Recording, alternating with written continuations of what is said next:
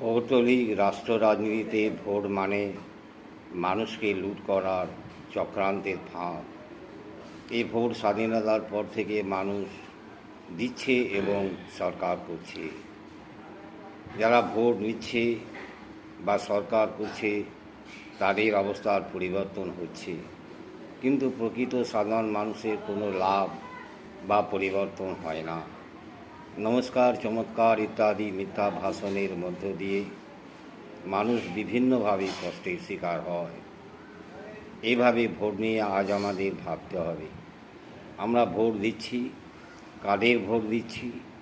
যাদের আমরা ভোটে নির্বাচিত করছি তারা কি আমাদের জন্য করবে? যারা দেশের কথা বলছে এবং দেশকে শাসন করছে তাদের মধ্যে দেশপ্রেম আছে কি? তারা সকল মানুষের কল্যাণের জন্য কাজ করবে কি? বা অতীতে রাষ্ট্র রাজনীতিতে তারা কী ভূমিকা পালন করেছে? এইসব প্রশ্নের উত্তর কবে খুঁজবেন? জয় হিন্দ।